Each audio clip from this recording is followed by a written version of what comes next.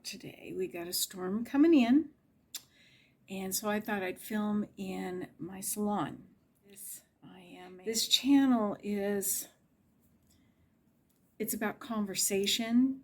I'm turning 60 in a month, and I just thought this would be a good place to talk about turning 60. I wish I had talked about things when I started turning the big decade stuff.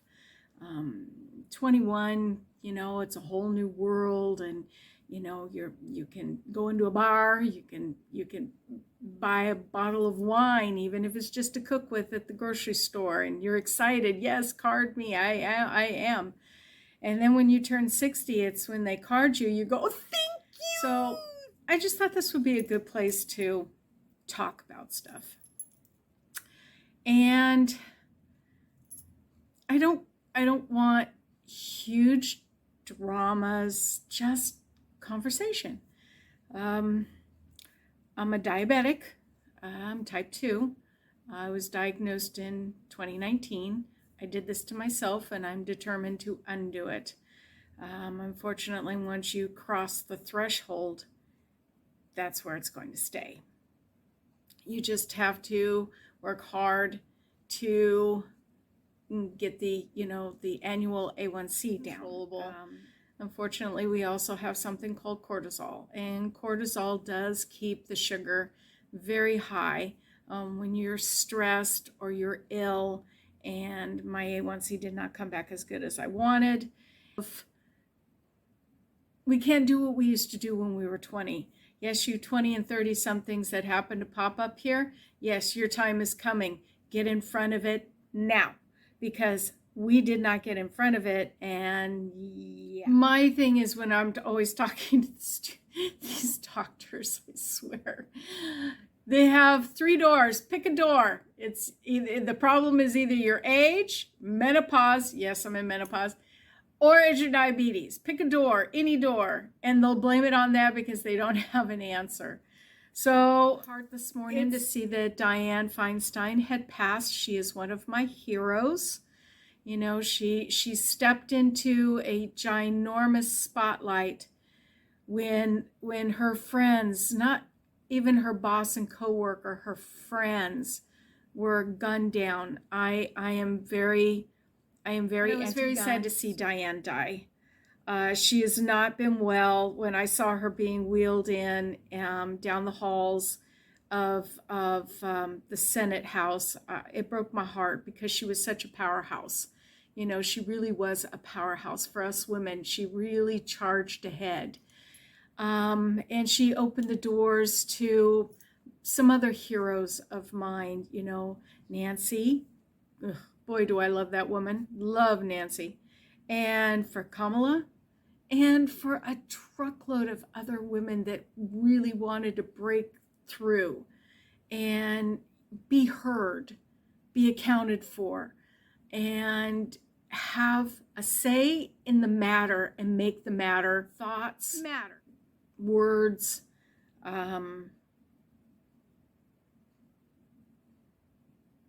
just want to make this a place where, if you've got something that you're experiencing, now that we're hit 60, because as I was saying, 30, you know, you're leaving your 20s behind. That's scary. But then you hit 40, and you're starting the march to middle age, and the things you used to do in your 20s and 30s are getting a little bit more difficult.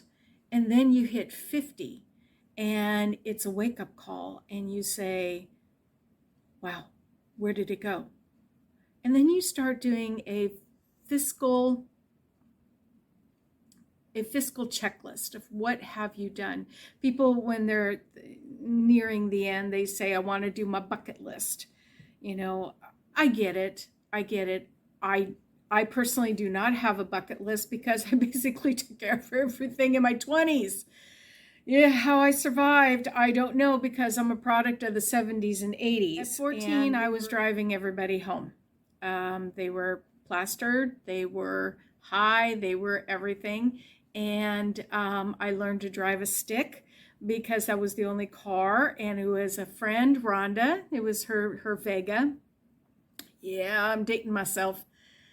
And trying to learn the clutch, whook, whook, whook, while everybody's drunk, everybody's high, and everybody's screaming in the car and telling me how to shift the car. But I managed for the next several years to make sure that everybody got home. I was the designated driver before it was cool to be the designated driver. So again, it's all the adventures of looking back and where we are now, that fiscal thing. And I did this when I was 50 of where am I? And at 60, it's a little tricky. I still rent an apartment. Actually, I roommate. So I don't live a very extravagant lifestyle. That's just who I am. And some complications of the diabetes. How I found out I was diabetic, things were happening with me that were beyond the norm. I started losing my eyebrows and my eyelashes.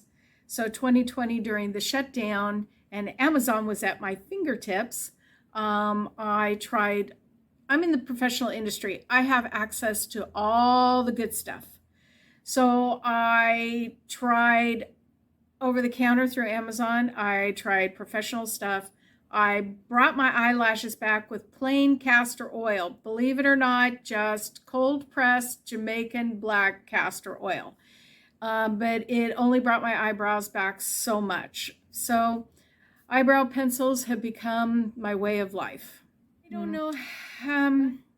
I'm going to try and post once a week. It's going to just depend. As you can see, I do have it. This is the first video. I hope I did well. I'm not Spielberg, so hopefully I've entertained you, because I make my friends laugh all the time, but I don't want to get up and do my silly walk of when my hip doesn't want to work. Yeah, because I'm turning 60. Did I happen to mention that I'm turning 60 and all the weird things that go on with your 60-year-old body that has to have diabetes and arthritis? Yay! Woo!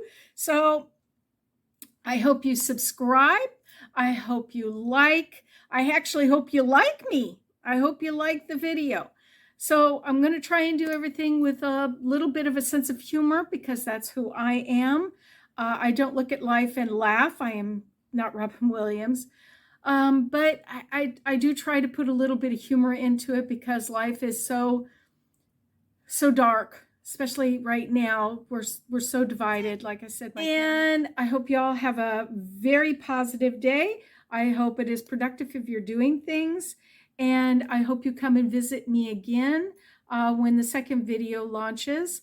I'm not going to do much editing. I'm still getting my feet wet here, so I'm a little nervous. But we'll get through it. Got to do it. Have a great day. Please click like if you like me. I hope you do.